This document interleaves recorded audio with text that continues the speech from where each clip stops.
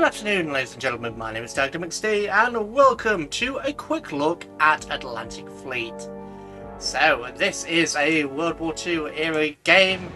It's turn-based, and as you can probably guess, Atlantic Fleet. Obviously, there are several scenarios here, but I'm not going to touch the scenarios for now. I'm just going to give you a quick rundown.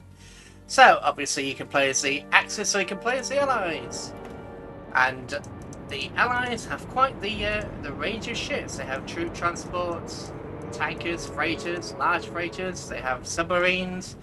I tend not to use too many. Well, I do use the submarines. They can be highly effective, but there are some quirks in the game which make it problematic, should we say. And you have the various different types of escorts, like the Castle class, Temptress class, Flower class, QNR, QP, and all the various types of destroyer available.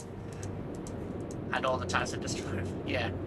And obviously the Fijis, Didos, Town class, Leanders, Yorks, Counties, Boat class aircraft carriers, Illustrious. Basically, if you could think of a World War II ship that the British would have, it's more than likely here. And obviously things do vary between the various ships. Things vary between the various. Yeah, that makes a great deal of sense, doesn't it? Yeah. What we will do is we will go with an attacker class. And then we will go with a... I'm thinking small fleet here. So let's go with a...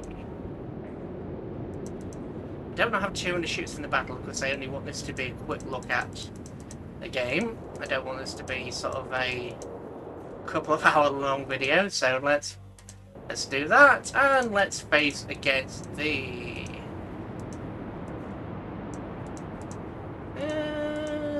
I do like the looks though. I don't want to have them, yeah, you know what, solid. Let's have that and Atlantis, and then let's go. Yeah, let's have multiple enemy ships, why not? And throw in a destroyer there. So, one light cruiser versus 3 armed merchant ships, or basically merchant raiders, and destroyer versus a light aircraft carrier and a cruiser. This is yeah, it's quite interesting. Obviously, we can have things like the Liberator bomber. Oh, didn't mean to do that. I don't think you can get rid of those. Well, you can add more, and then eventually it will turn to 0. But this is the number of strikes. So you have Lancasters, Sunderland, Liberators, etc. Grand Slams. But yes, so let's start going. We have the initiative, and we are going to be the British, because of course I am going to be the British. Why wouldn't it be? It's me. Oh dear. Yeah, there's no way to control how you actually are in game. Unfortunately, this is very much a case of the game spawns you wherever the game wants to spawn you, and in this case it's kind of screwed me over because yeah, if the aircraft carrier takes too much damage, then it can't launch aircraft. What do we want? Torpedo, rocket. Yeah, let's go launch the aircraft carriers now. Let's already target this ship.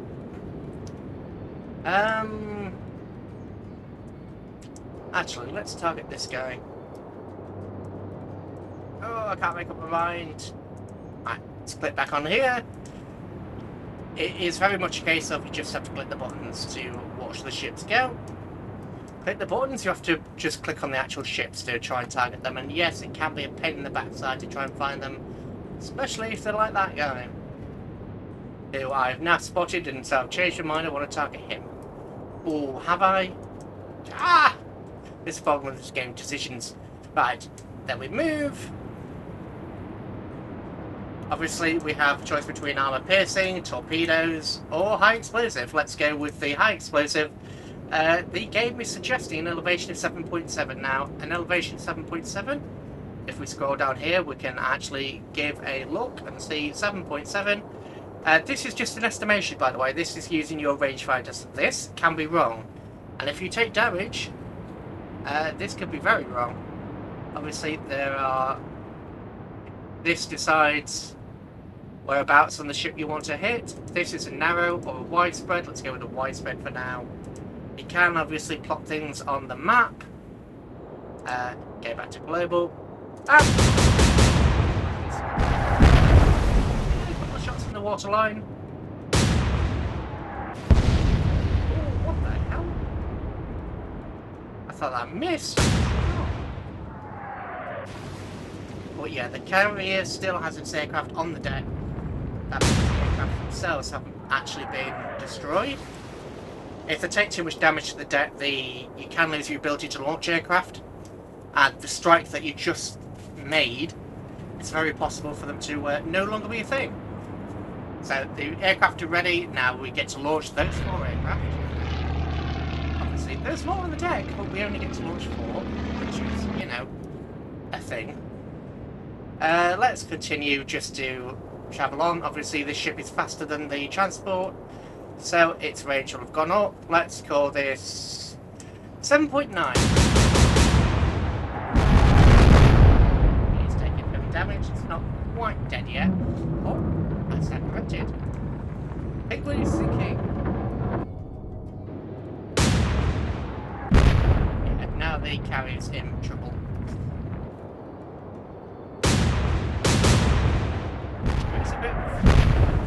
It is a bit unfortunate when you're dealing with the aircraft carriers. There isn't specifically any kind of timing with it. If you wait too long before launching your aircraft, or if you wait too long before actually dropping your torpedo or bomb or what have you, the aircraft will cancel its attack rather than going through. So obviously aircraft can also be shot down. So you have to be a bit cautious. 1, 2, 3, 5,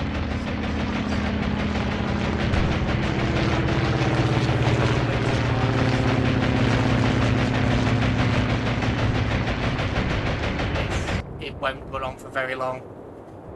So yeah, all in all, things are a bit problematic. Right. Change course, retarget. Obviously, they snap back to there. So it's suggesting 11.5. Let's go 11.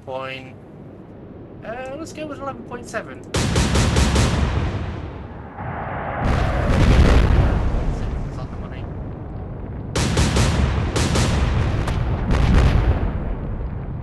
Yeah, and obviously we're taking even more damage. I thought it was hearing double sound, and I actually am. Yeah, unfortunately, that the carrier is now officially. Oh, bugger! Yeah, this is what happens when you don't quite get your target right. So let's smoke. But if we smoke, we can't launch the aircraft. So we're going to have to just continue to go. Let's target this guy. We'll do it from the other side. Let's not advance as far. Let's put it maybe there. Maybe we'll catch it in the air. 1, 2.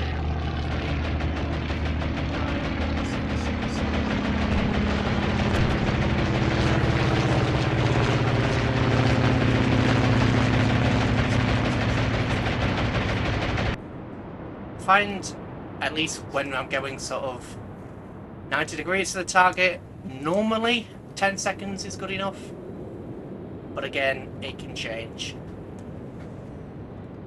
So let's do 0.3.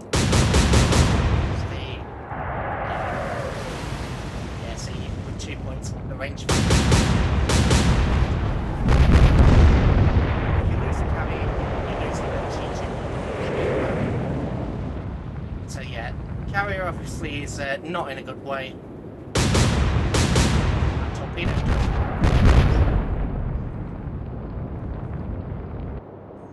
The torpedo looks quite good. Torpedo probably won't actually sink this, but it will, you know, it will give it a boot.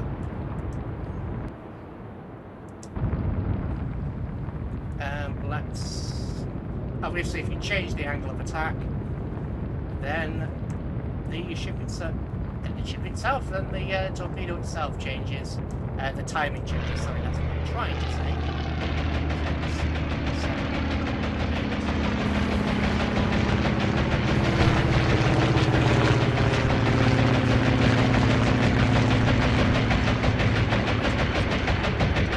At all.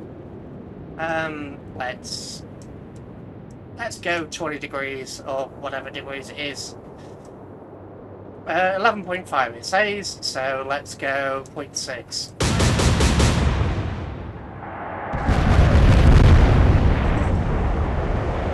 Fantastic. Obviously there was an explosion aboard that ship.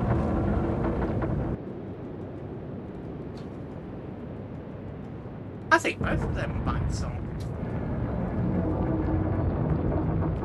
No, both of them. I think both of them might genuinely be sinking. Right, you. Yeah. So no aircraft, no anti-aircraft. These have been destroyed, so it can't launch any aircraft. Steering. Yeah. It's in trouble. Is basically what we're trying to say here. Right, so if we go over here, we can obviously see this ship has very much been sunk. That is quite obvious, I think. And obviously, this one is clearly going down as well. It missed its turn, so yeah. If we go over here, and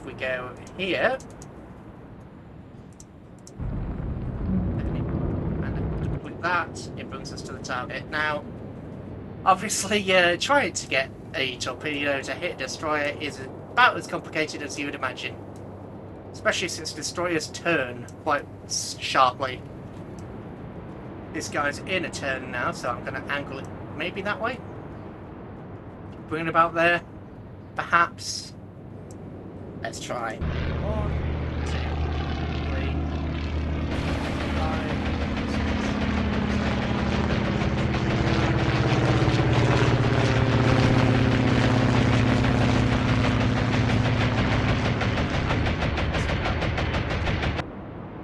Ah, well, it is what it is.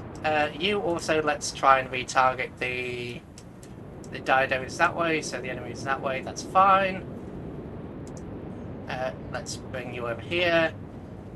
I believe the target is there, so we'll have to go facing that way, so hard to port, 30 degrees to port, and move. Yeah, that brings us perfectly in range. 27 it says.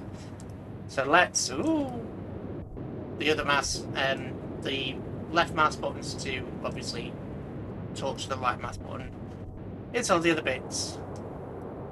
It's to move the camera. So, so let's go 28. There will be some spread on these shots because of the distance.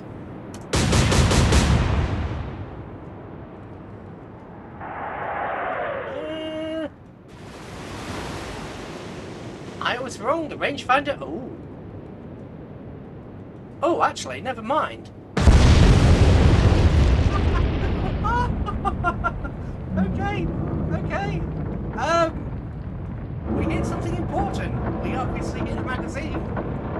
Or we hit things like torpedoes can explode, so we hit right in the torpedo, so yeah, look at how quickly that's going down. Boom. When it was gone, the superstructure is, popped wide open. The superstructure is blacked. Blacked? Yeah, it's blackened and it is blacked.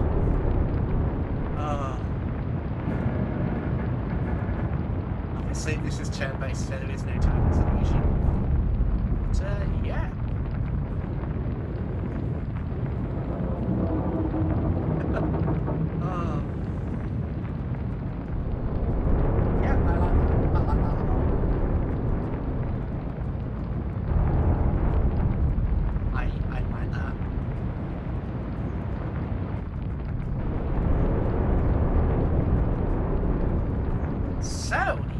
If we go here, heavy damage to the attacker. If we were doing a campaign, we would have to basically have that ship return to port.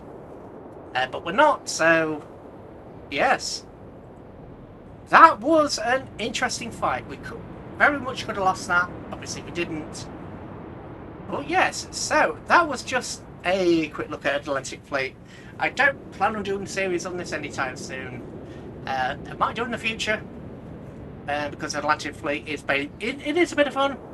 It is time consuming, especially when you get multiple ships in the fight.